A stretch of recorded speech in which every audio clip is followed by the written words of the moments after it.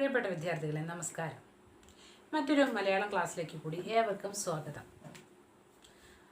അപ്പോൾ ഇന്ന് ഞാൻ പറയാൻ പോകുന്നത് കുറച്ച് വ്യാകരണ കാര്യങ്ങളാണ്. നമ്മൾ കുറേ വ്യാകരണങ്ങളൊക്കെ 8ാം ക്ലാസ് വരെ പഠിച്ചിട്ടുണ്ട്. എന്നാൽ അതിൻ്റെയൊക്കെ ഒരു സംക്ഷിപ്ത രൂപത്തിലേക്ക് നമ്മൾ 9-10 ക്ലാസ്സുകളിൽ എത്തിച്ചേരും. വളരെ നന്നായിട്ട് ക്ലാസ് എടുക്കേണ്ടതുണ്ട്. ബോർഡൊക്കെ ഉപയോഗിച്ച് 2-3 പീരീഡ് കൊണ്ട് എടുക്കേണ്ട കാര്യങ്ങളാണ്. പക്ഷേ നിങ്ങൾക്ക് വേണ്ടി ഞാൻ വളരെ ചുരുക്കി പറഞ്ഞു തരികയാണ്. ഇന്ന് 3 കാര്യങ്ങളാണ് നമ്മൾ പഠിക്കുന്നത്.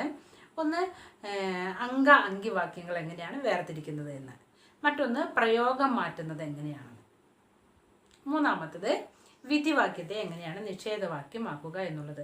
നോട്ട്ബുക്കും പേനയൊക്കെ എടുത്ത് വെച്ചിട്ട് എഴുതി വെക്കണം കേട്ടോ, എന്നാലേ നിങ്ങൾക്കിത് മനസ്സിലാവുകയുള്ളൂ. ഞാൻ പറയുന്നതിനനുസരിച്ച് നിങ്ങൾ എന്ത് ചെയ്യണം, ഷോർട്ട് നോട്ട് എഴുതി ഉണ്ടാക്കിക്കൊള്ളണം. ഇതിനുവേണ്ടി നമുക്ക് വേറെ നോട്ടൊന്നും കിട്ടില്ലല്ലോ.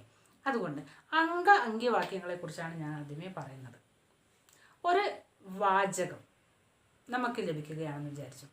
ഒരു വലിയ വാചകമാണ്. നമ്മളിപ്പോൾ ഇന്ന് മഴ പെയ്തില്ല, അല്ലെങ്കിൽ ഇന്ന് ക്ലാസ് ഉണ്ടായിരുന്നില്ല എന്നൊക്കെ പറയുമ്പോൾ അതെന്താണ്, ഒരു അങ്കിവാക്യം മാത്രമേ ഉള്ളൂ. ഒരു സാധാരണ ചെറിയ സിംഗിൾ സെൻറ്റൻസ് ആണ് അത്. ഇംഗ്ലീഷിൽ പറഞ്ഞാലല്ലേ, ഇന്ന് ക്ലാസ് ഉണ്ടായിരുന്നില്ല, ഞാൻ ഉച്ചയ്ക്ക് ഭക്ഷണം കഴിച്ചില്ല, ഇന്ന് മഴ പെയ്തില്ല, നല്ല തണുപ്പാണ്. അങ്ങനെ നമ്മൾ സിമ്പിൾ സെൻറ്റൻസ് പറയാറുണ്ട് അല്ലേ. എന്നാൽ ഈ സിമ്പിൾ സെൻറ്റൻസ് കുറച്ചൊരു ഒന്നുകൂടി മോടി പിടിപ്പിച്ച് പറഞ്ഞാലോ അത് ഒരു സങ്കീർണ വാചകമായിട്ട് മാറും. ഇന്ന് ഭക്ഷണം ഇല്ലാതിരുന്നത് കൊണ്ട് ഞാൻ ഉച്ചയ്ക്ക് ഭക്ഷണം കഴിച്ചിട്ടില്ല. അപ്പം എന്താണ്, അതൊന്നുകൂടി കുറച്ചുകൂടി വലിയതായിട്ടുള്ള ഒരു സങ്കീർണ വാചകമായിട്ട് മാറുകയാണ്. COVID-19 മൂലമുള്ള ലോക്ക്ഡൗണിൻ്റെ പശ്ചാത്തലത്തിൽ ഇന്ന് സ്കൂൾ ഉണ്ടായിരുന്നില്ല. നമ്മൾ നേരത്തെ പറഞ്ഞ സിമ്പിൾ സെൻറ്റൻസ് വലുതായത് കണ്ടില്ലേ. ഇന്ന് രാവിലെ മുതൽ നല്ല വെയിലാണ്, മഴ പെയ്തിട്ടില്ല. അങ്ങനെ നമുക്ക് സങ്കീർണമായ വാക്യങ്ങളുണ്ട് അല്ലേ. നമ്മൾ വലിയ വാക്യങ്ങൾ എന്താണ് സങ്കീർണ വാക്യങ്ങൾ എന്ന് പറയുക, അതല്ലെങ്കിൽ മഹാവാക്യങ്ങൾ എന്നാണ് പറയുക. ഈ മഹാവാക്യങ്ങളെയാണ് നമ്മൾ അങ്കിവാക്യമായിട്ടും പിരിച്ചെഴുതേണ്ടത്. ഞാനൊരു വാക്യം പറയാം. ഞാൻ നേരത്തെ പറഞ്ഞത് തന്നെ പറയാം. ഇന്ന് ഭക്ഷണം തികയാതിരുന്നത് കൊണ്ട് ഞാൻ ഉച്ചയ്ക്ക് കഴിച്ചില്ല. അത് നിങ്ങളൊന്ന് എഴുതി നോക്കൂ. ഇന്ന് ഭക്ഷണം തികയാതിരുന്നത് കൊണ്ട് ഉച്ചയ്ക്ക് ഞാൻ കഴിച്ചില്ല. എഴുതിയില്ലേ.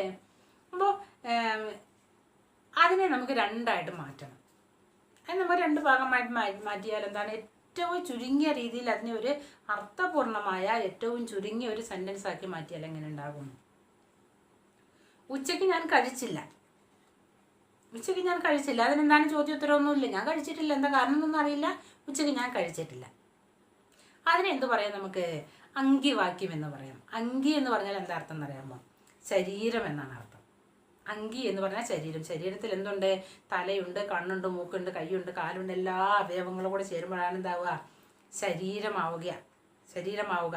അതിനെന്ത് പറയും, അങ്കി എന്ന് പറയും. അതായത് പൂർണ്ണമായ അർത്ഥം കിട്ടുന്ന വാക്യത്തെ അങ്കിവാക്യം എന്ന് പറയും എന്നർത്ഥം.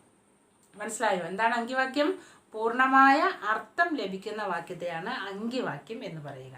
അപ്പം അങ്കവാക്യമോ, അംഗം എന്ന് വെച്ചാൽ എന്താണെന്നറിയാമോ, ഒരവയവമാണ്.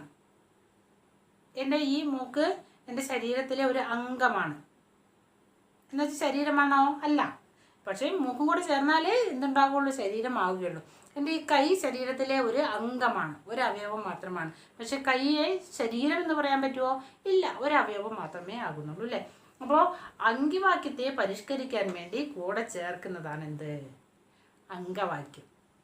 കൈ ശരീരമാകില്ല, പൂർണ്ണമാകില്ല അല്ലേ. അതുപോലെ തന്നെ അങ്കവാക്യവും പൂർണ്ണമല്ല, അർത്ഥപൂർണ്ണമല്ല. അങ്കവാക്യത്തിന് എന്തുണ്ടാവില്ല, അർത്ഥം ഉണ്ടാകില്ല. മറിച്ച് അങ്കവാക്യം എന്താ ചെയ്യുക, അങ്കിവാക്യത്തിൻ്റെ അർത്ഥത്തെ പരിഷ്കരിക്കുകയാണ് ചെയ്യുക.